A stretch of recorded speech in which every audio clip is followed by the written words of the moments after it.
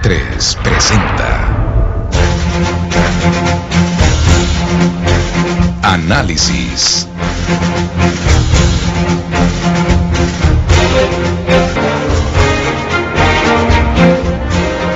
Amigos televidentes, ¿cómo están? Bienvenidos a su programa de Economía Análisis. El sector de las pequeñas y medianas empresas, las pymes en Ecuador, así como en muchos países latinoamericanos, representa una parte importante del Producto Interno Bruto. En Ecuador representa arriba del 80% del PIB y se dice que alrededor del 70% de la masa laboral. Así que es importante entender qué se está haciendo para fortalecer a la pequeña y mediana empresa, no solo frente a lo que viene con el Tratado de Libre Comercio y la negociación con Estados Unidos, sino frente al mundo global, mundo competitivo que hoy se vive entre países, entre empresas, entre industrias. Así que para analizar este tema hemos invitado a este programa al ingeniero Renato Carló, el presidente de la Cámara de la Pequeña Industria del Guayas, con quien vamos a revisar los temas de las pequeñas y medianas empresas en el Ecuador. Renato, muchas gracias por la invitación a este programa. Amigos televidentes, con este tema nos vemos en un momento.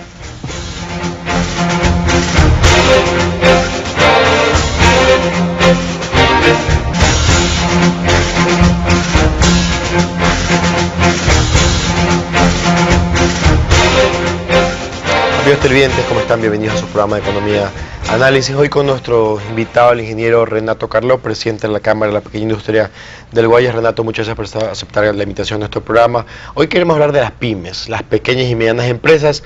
Este término que hasta hace algunos años en Ecuador no se conocía mucho, pyme, pero a nivel mundial sí, a nivel mundial porque gran parte del desarrollo sustentable, la economía de muchos países ha sido fortalecido por el desarrollo de las pequeñas y medianas empresas porque se diversifica la riqueza, se diversifica la oportunidad de generación de negocios, la famosa generación entrepreneur, generación emprendedora, que hace que pueda un país crecer mucho más que otro. Y hoy hemos tenido en los últimos años un problema de no poder controlar o poder reducir la tasa de desempleo, y definitivamente el tema no solo de la creación de empresas, sino también el fortalecimiento de las actuales hace que podamos ayudar no solo a la economía, sino al desempleo. Yo dije unas cifras en la introducción, pero desde el punto de vista de la Cámara de la Pequeña Industria, que próximamente será la Cámara de la Pequeña Empresa, vamos a topar ese tema más adelante. ¿Cuál es el rol que representa la pequeña y mediana empresa en el Ecuador? Bien, gracias por la invitación. Efectivamente, los porcentajes están casi, digamos, acertados. Las estadísticas propias del Ministerio de Industria llevan más bien a que el 90% de la fuerza laboral está concentrada en este sector de pequeñas y medianas empresas, y por lo tanto es un sector muy neurálgico en la economía no solamente del Ecuador, sino a nivel mundial. Es el sector que más fortalece las economías en todos los países. Por lo tanto, la importancia de darle digamos, de todo lo que necesitan, de darle todas las herramientas, es indispensable en este caso para el Ecuador, para poderlo hacer competitivo. Competitivo, podríamos hablar de una gama de servicios que se necesita actualmente para este sector, para devolverle la competitividad. Digo devolverle la competitividad porque nos las han quitado en el pasar de los años, con la ineficiencia del Estado, trasladándonos la factura de esa ineficiencia a nuestros costos de producción. Entonces lo que hemos hecho nosotros es trabajar internamente, cambiarle la manera de pensar al pequeño empresario para que piense en invertir en la capacitación, en la asociatividad, en propiamente ver como una alternativa, porque hoy lamentablemente los logros, que podríamos decir logros laborales de un sueldo o un salario, tal vez es un limitante. O sea, el sueldo básico a veces es el sueldo que es el sueldo mínimo y el sueldo máximo, y por lo tanto es la oportunidad para que la gente busque la alternativa de compensar sus recursos creando una pequeña empresa. Y hoy pues, se vuelve al tapete el tema de la creación de microempresas, tomando en cuenta los recursos que se va a inyectar en la economía con el tema de la entrega de fondos de reserva. El próximo año empiezan a entregarse los recursos, sea como se los vaya a entregar, arriba de $1.500, de tal manera que pudiera ser una oportunidad de desarrollo importante de empresas. ¿Pudiera esto ayudar, como decía yo hace un momento, a aliviar un poco el nivel de desempleo y subempleo que existe? Según una última cifra del INEC, estamos hablando de un desempleo de entre el 8 y 10% y un subempleo del 56%. Bueno, esas cifras del INEC solamente son los que aún apostamos al Ecuador, porque si sumamos a los inmigrantes, o sea, la cifra es mucho mayor. Entonces sí es preocupante lo que está sucediendo y hay que crear las alternativas, pero para crear esas alternativas también tenemos que dar el escenario. O sea, la parte nuestra nosotros estamos cumpliendo, que es haciendo formal al sector que tal vez por desenvolverse en un entorno familiar, de pronto la informalidad es algo que ha sido, digamos, como una parte del trabajo normal del pequeño empresario, pero que hoy es necesario y han hecho conciencia de que hay que ser formal para acceder a muchos servicios formales que se pueden favorecer en la producción de ellos. Entonces, hay factores externos en los cuales estamos trabajando. Nosotros hemos puesto nuestra parte interna, pero la parte externa es el escenario que necesitamos, un escenario político tranquilo, un escenario laboral que sea flexible, una seguridad social, líneas de crédito. O sea, hay un sinnúmero de factores que todos se van sumando y que nosotros como gremio en su momento hemos tenido que salir a reclamar públicamente, porque necesitamos tranquilidad para todos los que aún invertimos. La oportunidad para ellos, para los microempresarios, bienvenido sea. Nosotros también incubamos empresas, porque la idea del gremio es hacerle un seguimiento a todo este tipo de créditos o dinero que tienen para que ellos culminen con éxito el ideal que tienen. O sea, porque no solamente tener el dinero, sino saber cómo invertirlo y cómo hacer lo que produzca. Entonces ese es nuestro trabajo. Nuestro trabajo es guiarlo. Se habla mucho a nivel general del tema de las autonomías, no es más que centralizar, entre comillas, las decisiones en un sector específico demográfico del país, que se supone que tiene una relación mucho más directa con el beneficiario, de tal manera poder identificar sus necesidades y poder aplicarles resoluciones. De esta manera, el trabajo, entiendo, de la Cámara de Pequeña Industria, lo he revisado ahora en la página web, igual también de la Cámara de Comercio. Por ejemplo, en el tema de líneas de crédito, ustedes están haciendo trabajos independientes en bancos privados para de esta manera alinear líneas de crédito hacia los sectores que ustedes manejan. Es que el problema es que no solamente tienen que acceder a una línea de crédito, sino que tenemos que crear también el producto acorde a nuestro sector. Nosotros tenemos un gran problema, que son las garantías reales que no han sido tratadas, digamos, y no han sido revisadas, en que eso se pueda rebajar. Pero sin embargo, a la par, hemos ido trabajando con la superintendencia de compañías en un producto que se llama Garantías Recíprocas, que en unos 15 días estaremos ya firmando la alianza estratégica con ellos para hacerlo realidad. Adicional a esto, hemos trabajado con la banca privada, en la cual hemos sacado un producto en conjunto, que podría decirlo, porque digamos el Banco de Pichincha ha sido el único que ha trabajado con nosotros directamente. Y el crédito Credife va, digamos, a sola firma hasta $20.000, y eso da oportunidades a que pequeñas empresas puedan nacer, que es lo que necesitamos. O sea, productos acorde a nuestro mercado. Hay productos que son viables y que lamentablemente la ley aquí, o sea, la ley de la superintendencia de bancos, no permite que pueda salir mientras no haya las garantías reales de un 140%. Entonces, este tipo de productos ha dado la alternativa a que puedan nacer nuevas empresas que son viables y que son garantizados su retorno de dinero. Ahora, como todo nuevo proyecto, tiene una relación riesgo-rentabilidad que hay que analizarla, y normalmente lo que sucede es que en empresas pequeñas y medianas, microempresas como la que estamos hablando hoy día, que nacen con líneas de crédito, por ejemplo en este caso de un banco privado, definitivamente al no tener, digamos que, al ser un proyecto de inversión primero, y segundo, no tener las garantías físicas que tuviera una gran empresa, digamos que ese margen de acción se mueve a través de una tasa de interés un poco mayor. Ustedes que conocen, están de primera mano analizando, revisando las situaciones con los pequeños y medianos empresarios, ¿cómo podemos evaluar un rango del 1 a 10 que se encuentra la pequeña y mediana empresa en nivel de competitividad, productividad? Porque al final eso es lo que le interesa saber al que ofrece la línea de crédito, saber si esta empresa va a ser viable en largo plazo, que me repague el crédito que le estoy dando. Entonces, a nivel general, ¿cómo, desde el punto de vista de la Cámara, cómo ve que está la pequeña y mediana empresa en el Ecuador? Solo el hecho que todavía nos mantengamos con vida es importante, y que somos competitivos. O sea, con todo ese marco negativo que existe. Así es. O sea, yo creo que hay que devolverle el poder, digamos, la competitividad a todos los ecuatorianos, a todos los que hacen industria y comercio en el país. Pero esa competitividad hay que ya hacerla pública. O sea, ¿quién nos quita la competitividad? Un un SRI complicado para nosotros. O sea, no es que no queremos pagar impuestos, queremos que nos simplifiquen la vida para pagar los impuestos, porque hoy tenemos que tener hasta un departamento contable para poder interpretar un formulario. O sea, hay que simplificar a la productividad, hay que simplificar, digamos, una aduana ágil que inclusive hasta nosotros para hacer, digamos, garantizar nuestra producción, a veces tenemos que inflar nuestros inventarios en 2 o 3 veces porque no hay una aduana ágil que nos permita hacer una tramitología sencilla.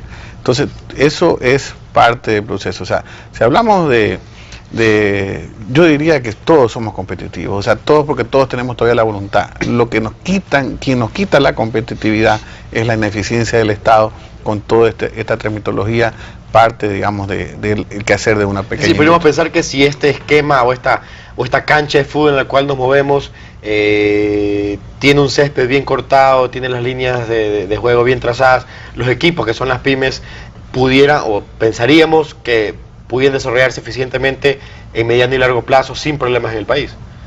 Todo es un conjunto, es una sinergia entre Estado y empresa privada, en la cual nosotros ponemos nuestra parte y el Estado también tiene que tomar su parte. No tenemos una política de Estado que nos tranquilice nuestra inversión.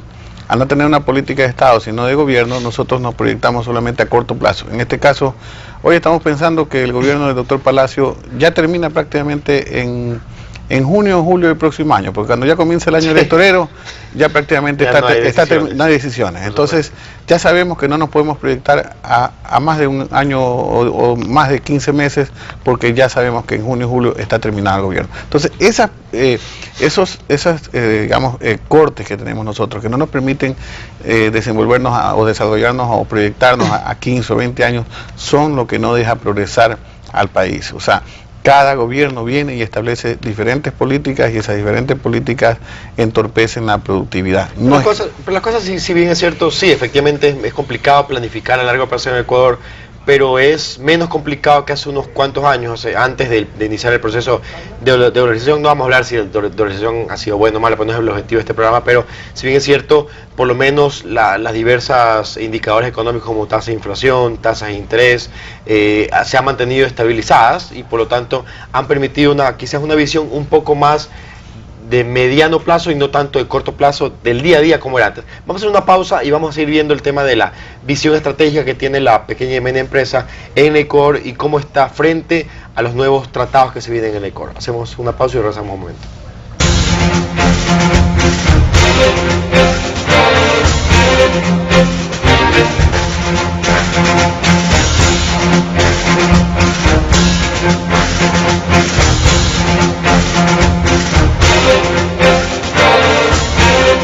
Amigos televidentes, hoy conversando con el ingeniero Renato Carlos, presidente de la Cámara de la Pequeña Industria del Guayas, respecto al rol de las pymes en la economía, el rol de las pymes respecto al desempleo y frente al Tratado de Libre Comercio, cómo está a nivel competitivo. Antes de irnos al corte, Renato, decíamos que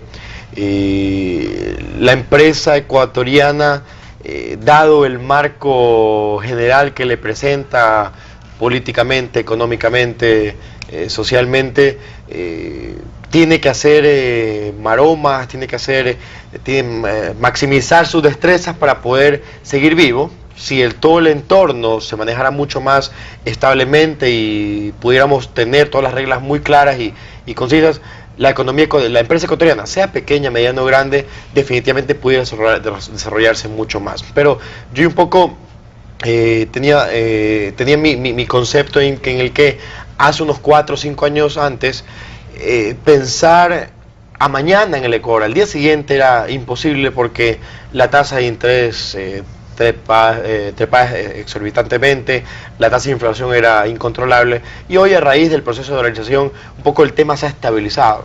No con eso queremos decir que la dolarización ha sido el remedio del país, porque efectivamente seguimos con una tasa de inflación alta versus niveles internacionales y el tema de la productividad no se ha desarrollado eficientemente y eso ha generado distorsiones en la economía.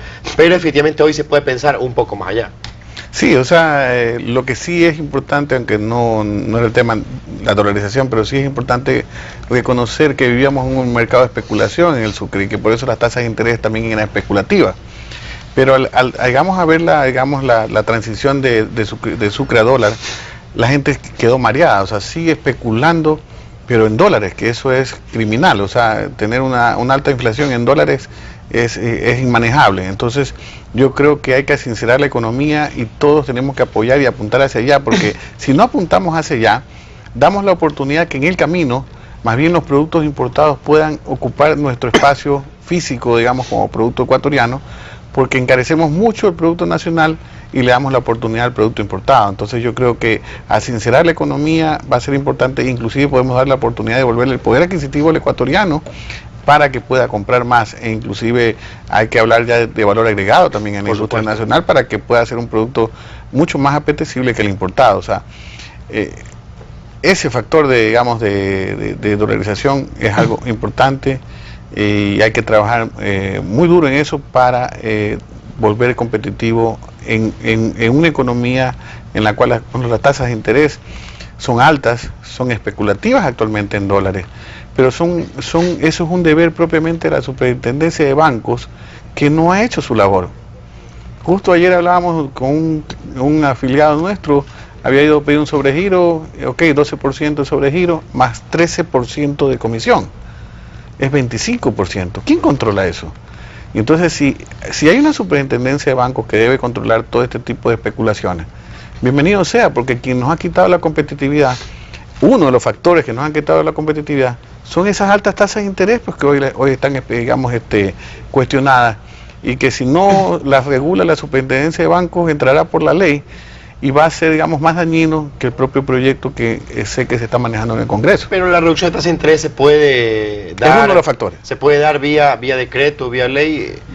No estoy de acuerdo que se la dé vía decreto, pero lamentablemente el trabajo de la Superintendencia de Bancos de vigilar ese exceso de comisiones es sancionable. Claro. Entonces, si no ha funcionado y no funciona y no actúan inmediatamente, bienvenido sea el proyecto. Por supuesto. Porque tienen que cambiar el país, tienen que devolvernos el poder adquisitivo que se va a través de esas supuestas comisiones que son más caras que el propio interés referencial que el Banco Central fija. O sea, se vuelve muy caro el crédito. Calculemos ustedes solamente el 25%, 12 de interés más 13 de comisiones, el 25%. Para poder cubrir ese sobregiro, el negocio tiene que ser rentable casi un 40% de margen. Y para que sea, por supuesto, y para que sea rentable, tenemos que especular. Y en el momento que especulamos, nosotros no vendemos.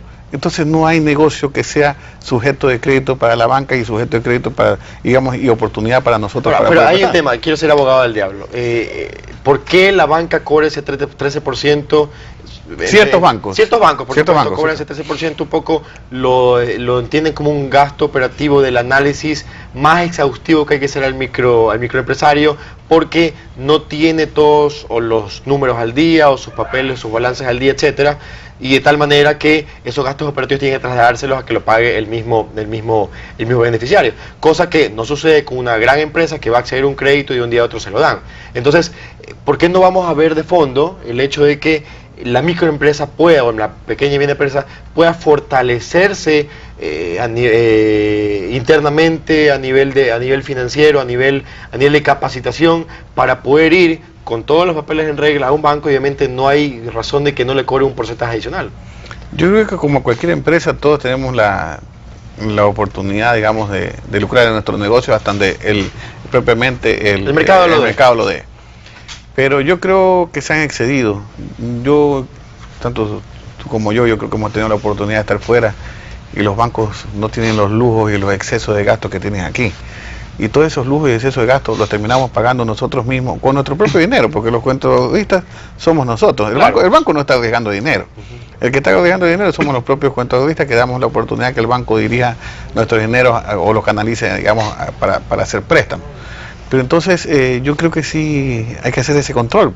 Si a todos nos obligan a ser eficientes, por ejemplo, que estábamos hablando, o vamos a hacer ya lo del TLC, si todos vamos hacia la eficiencia, ellos también tienen que ser eficientes, porque la mesa ahorita de servicios financieros se acaba de cerrar herméticamente dentro del TLC, sin darle oportunidad a que la banca internacional, con esa excusa de la moratoria, pueda, digamos, intervenir dentro del país para poder empezar una oferta y demanda y empezar a autorregular las tasas de interés a la baja y mejorar los servicios y sacar más productos que sean, digamos, accesibles a nuestro sector. Ahora, respecto al tema, usted ha hablado sobre un momento de sincerar la economía. Dentro de eso está el tema de sincerar las empresas. Y, por ejemplo, uno de esos esquemas es formalizar a esos subempleados. Decíamos que una tasa del 58%, 56% de subempleo es bastante elevada. Y ahí debe haber mucha gente que puede ser, como hablamos en su momento, empresas informales, familiares, que nunca se han formalizado. Y es parte de esa gran tasa del subempleo. Y esa gente que no está formalizada, obviamente no tiene acceso a múltiples aspectos como líneas de crédito y demás. Y eso le impide fortalecerse y desarrollarse. Un poco, ¿qué debemos hacer para tratar de formalizarlo, tomando en cuenta que es una importante etapa para poder desarrollar la economía?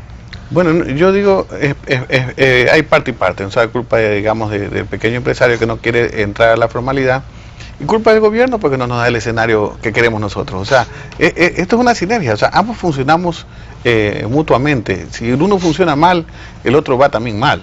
Pero ya es hora de que también cambiemos todo el entorno para que nos den la tranquilidad que necesitamos para poder seguir invirtiendo. O sea, nosotros estamos todavía aquí en el país y apostamos al país. Este es un país en el cual está lleno de oportunidades, pero las oportunidades no las niegan cuando el escenario político en el cual nos distraemos por un tráfico de influencia de una firma, nos distraemos cuando hay algo más importante que es el sector eléctrico.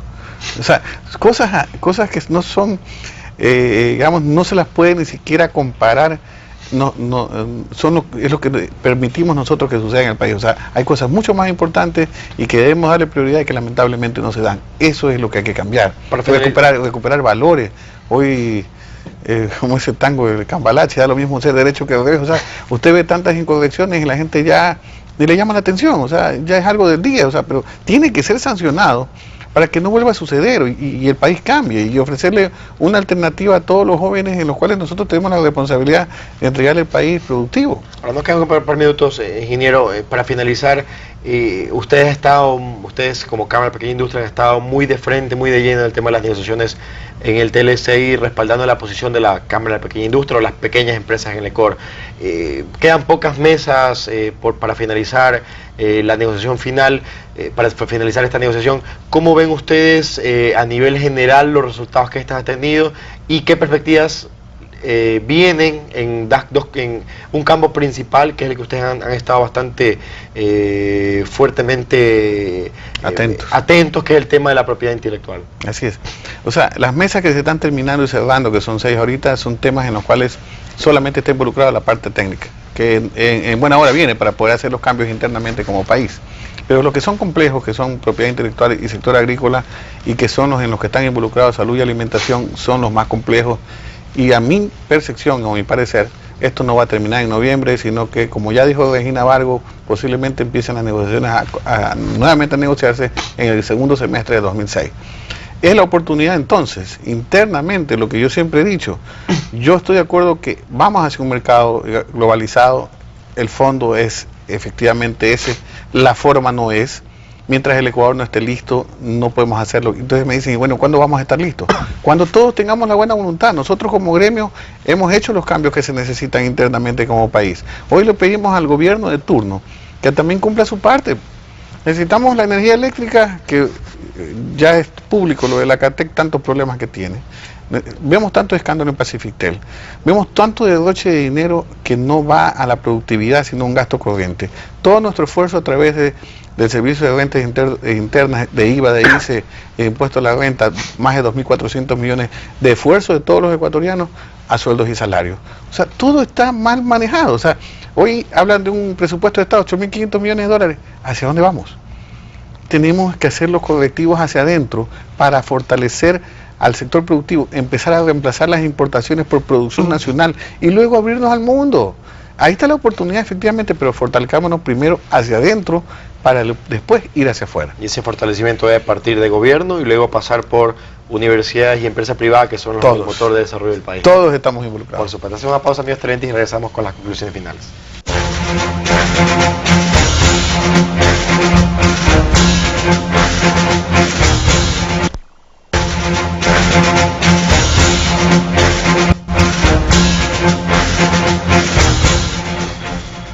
Amigos televidentes, hoy tuvimos como invitado al ingeniero Renato Carló, presidente de la Cámara de Pequeños Industriales del Guayas.